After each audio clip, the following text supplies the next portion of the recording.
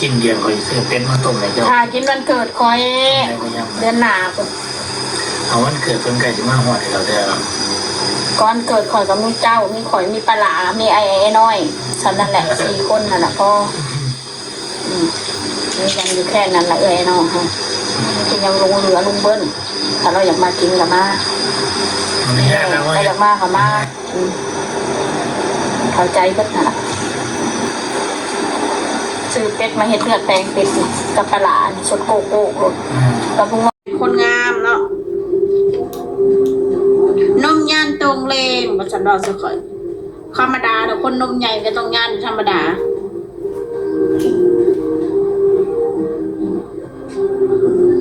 ก็บ่เสือดอกคนนมบ่ใหญ่อันบ่ย่านนะถามว่าใส่เสื้อชั้นในมันก็ย่านบ่ละไผกันนะ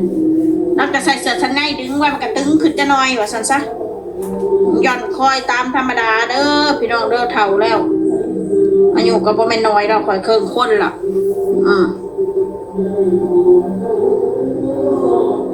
ไผก็อยากงามบ่ได้เกิดมาเป็นคนไผก็อยากงามเบิดไผก็อยากอันนั้นเบิดสภาพคนน่ะมันงานก็สร้างมัน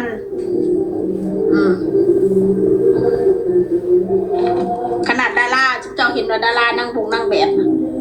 บางคนก็นมยานเห็ดเตเสอยู่ก็เจ้ายางแบบนะเขาไม่ได้มาบุรีกันนะ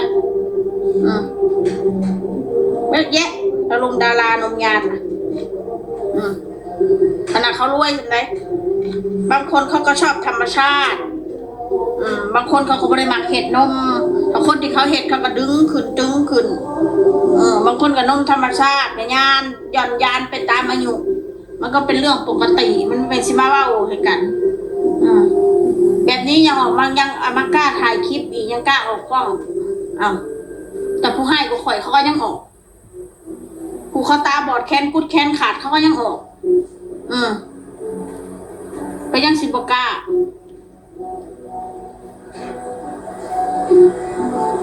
วันเกิดกับแทนทีกับสิริงินคำมวนเนาะพี่น้องมานั่งบุรีกันมาว่าโอ้สะข่อยน้ำบ่อาบจังสั้นจังสี่ป้านข่อยสิรายงานเพิ่นโอ้ยเนาะข่อยมันจะไปรายงานเจ้าพี่สังบ่สาวเราสาผมเราเด้อพี่น้องเด้ออย่าบุรีกันหลายพี่น้องข่อยกับเติมเลงกับอันเม่นเข้ามาในอันเมสเซนเจอร์ข่อยคือกันวันนี้มีความเกรงใจเลยขนาดพื้นที่ส่วนบุคคลนะทำไมถ่ายคลิปไม่ชอบใส่เสื้อชั้นในทำไมปล่อยให้ทั้งใหญ่ทั้งยานหรอสันพี่น้องโอ้มันฮ้อนค่ะอากาศมันฮ้อนมันเฮาคนอ้วนนำถ้าใจฉบบ่ได้อยากใส่ยังเลยแต่อยากปะเปื่อยอย่างกูแหละใจข่อยนะโคฮ้อนพี่น้องต้องเข้าใจข่อยเด้อ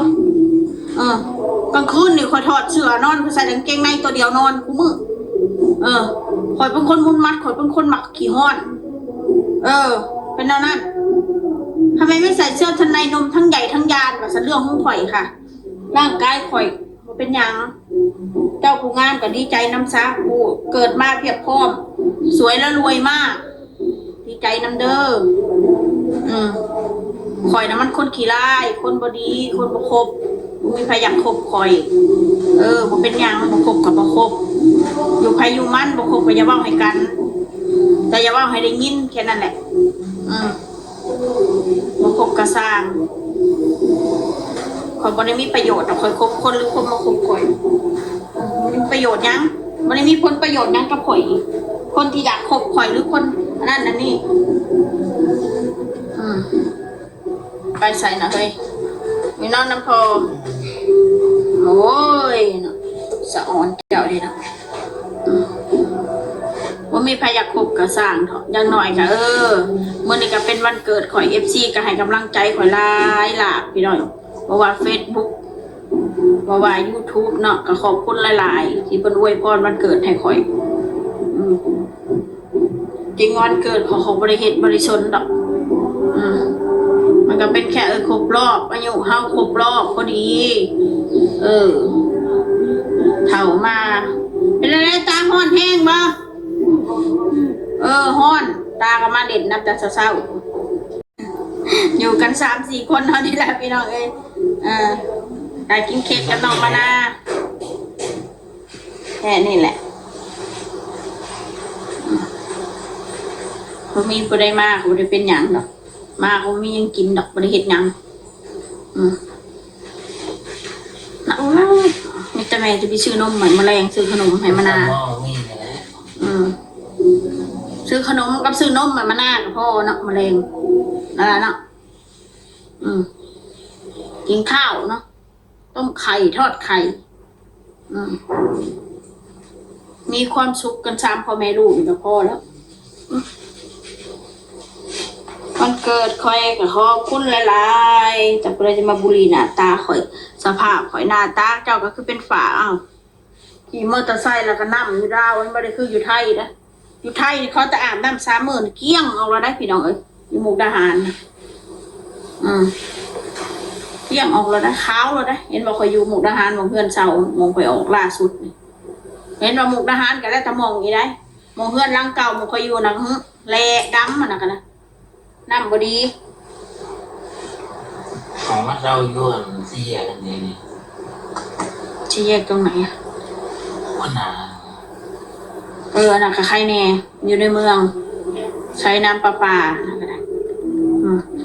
นี่อยู่หมองเมืองมานี่น้ำขาวน้ำสะอาดอาบคือว่าเกี่ยงรถบัดมือคือบริเหนียวอาบน้ำในชั่วโมงหนึ่งเหนียวอยู่แล้วได้เหนียวเนอะหนักบัดนี่สะอาดน้ำสะอาดน้ำใสเลยแต่พออาบประมาณเกินชั่วโมงหนึ่งก็เหนียวขึ้นมาเหงื่อย่อยเหงื่อยังสภาพแบบโอ้ยมานะจะกินยังนี่กินอะไรบรรยากาศดีอยู่ถ้าอยู่น้ำพุไม่ก็เย็นอยู่พี่น้องซาลานะฮ้อนเพราะว่าช่างกระซีมันต่ำห้องนี่ก็เขาบอกฮ้อนก็พออยู่เปิดพัดลมก็พออยู่ได้ไฟมันหนักตกเลยพี่น้องสักผ้าแล้วมุนจีดไปแล้วค่อยเศร้าสักแล้วมันนี่สวยมาแต่คนใส่ไฟลายล่ะต้องสักแต่เศร้าหรือไม่ก็สักตอนกลางคืนเลยกลางคืนแล้วคนบ่ค่อยใส่ไฟก็ดับฟืนดับไฟนอนกันเนี่ยไปหาน้ำนี่เด้อมันมานั่งนอนโต๊ะเนาๆเหม็นๆก้นปาดนอนมีความสุขอยู่เด้อเจ้าเด้อชีวิตนี้ไม่มีอะไรจะนอนหรอนอนไปกินอย่างเดียวหรอไปทำมาหากินอะไรเลยเหรอ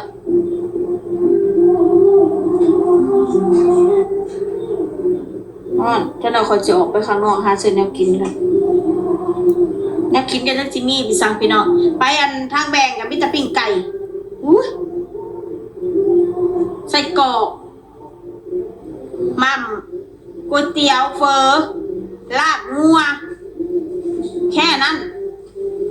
อาหารตามสั่งกันว่าก็ว่าเถอะบ่คืออยู่ไทยทำตามสั่งถ้าเขามาผัดกะเพราก็คือผัดกะเพราแบบแซ่บบิลีเขาผัดแบบแห้งๆเนาอยู่แล้วเขาไปเห็ดแบบเปียกๆแฉะๆนะเขาไม่ได้หมักแบบนั้นกินถ้ามารสชาติมันโอเคบอกกะเพรากินอยู่รสชาตินะแต่ว่าเขาผัดนั้นเขาบ่ผัดแห้งๆนะผัดกะเพราเขาหมักออกผัดแห้งๆใส่ใบกะเพราผัดแห้งๆเผ็ดๆจะหน่อยมันแซ่บอันนี้บัดผัดบัดเห็ดเป็นน้ำเห็ดเกลื่อมหวานๆสลัดต้องแนวใดอยู่ไทยมันว่าในแนวกินแซ่บพี่น้องมีข้าวมันไก่มีข้าวขาหมูมีหลายอย่างเย็นตาโฟเนาะอยากกินยังกะหากินอยู่ไทยลาวเขาเนี่ยมีแต่อาหารเนี่ยยากแนวกินเด้อพี่น้องแม่นี่ดอกมาอยู่ลาวกินอาหารลาวค่ะบางเทื่อค่ะมันก็เบื่อมันแบบกินอาหารตามสั่งมันกับแม่ค้าเขาก็พัดมันไม่ได้ถึงใจเขานะเขาเห็ดอะไรถามว่าแซ่บบอกมันก็แซ่บแต่ว่ามันบ่แห้งนะมันบ่ถึงใจถ้าว่าข้าวพัดกับบ่แห้งพัดแฉะให้เฮากุ้ยคอยพัดแห้งๆได้พัดให้คนกินใส่น้ำมันน้อยนึงส่วนแต่ยายเผ็ดรักขับหล่นแล้วพี่น้องแต่ยายเผ็ดรักขับหล่นแล้วพี่น้องวางหัวลงก็เอาโลดเนาะเจ้านี่เพราะจะอ้วนน้อยวางหัวลงคนปาดเรื่องกันที่เฉนือน สันนี่แหละพี่น้องเอ้ยว่ามีหยังดอกกิดนี่มิจะมาบอกกัน คนที่ฝากมาถามเขาว่าเป็นหยังคือบ่ใส่เสื้อสันในคือปล่อยให้นมใหญ่นมยานฮ้อนค่ะตอบแบบนี้ฮ้อนค่อยฮ้อนปล่อยค่อยเถาะค่อยเช็ดแล้วค่อยสิใส่จากกางเกงในเสื้อสันในก็เรื่องของข่อยเถาะค่อยฮ้อนเด้อน้ำหนักข่อยมัน80 โลแล้วข่อยฮ้อนพี่น้องเอาไปละบ๊ายบาย ไอ้สิ้นเดือนคอยซื้อเป็นมาต้มในเจ้า ค่ะกินวันเกิดคอยเดือนหน้า เอาวันเกิดเพิ่นไก่ที่มาหอดให้เราเด้อ ก่อนเกิดข่อยกับมีเจ้ามีข่อยมีปลามีไอ้น้อยฉันนั่นแหละ4 คนนั่นแหละพ่อมีกันอยู่แค่นั้นแหละน้องค่ะกินยังลงเหลือลุงเบิ้ลถ้าเราอยากมากินกับมา วันนี้